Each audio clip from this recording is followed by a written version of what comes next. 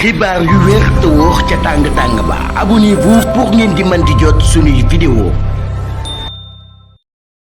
dal leen ak jàmm seen bi di Buzz 221 HD ci rapport bi nga xam ne waa Cour des comptes fësaloon nañ ko démb wane nañ foofee njuuj njaaj ci nga xam ne régime président Macky Sall da ko doon amal jëmale ko ci patrimoine bâti de l'État maanaam tabax yi nga xam ne état bu Sénégal moom moo ko daal di moom. si li ni mel rapport bi daal dinay fësal que ne gouvernement wu président Macky Sall daal dinañuy jël bâtiment yi nga xam ne réewu Sénégal moom moo ko moom ba noppi daal di koy jaay jël xaalis bi daal di koy lekk. si li ni mel rapportu Cour des comptes daal dinay xamle que ne building administratif bi nga xam ne waa régime président Macky Sall dañoo annoncé woon que ne ñoo ngi koy réfectionné maanaam ñoo ngi koy defaraat. te si li ni mel dugal nañ ci lu tolloo 40 milliards de francs CFA.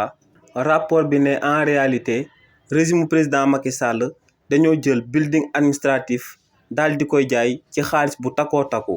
ne building administratif ñoo ngi ko jaayee 72 milliards 105 millions de francs CFA ba noppi daal di jël xaalis boobee daal di koy lekk ndax ne xaalis boobee amul benn traçabilité buy wane fu mu daal di jaar.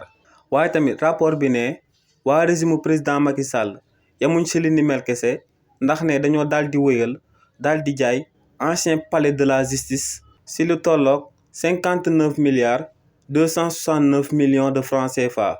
waaye tamit ne ba tey régime président Macky Sall yamuñ si li ni mel daal di nañuy jaay tamit immeuble Rose si lu tolloog 12 milliards 313 millions de francs CFA.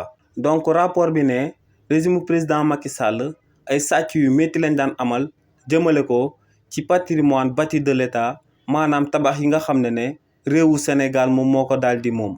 xibaar yu wér te wóor ca tàng-tàng ba abonnez-vous pour ngeen di mën di jot suñuy vidéo.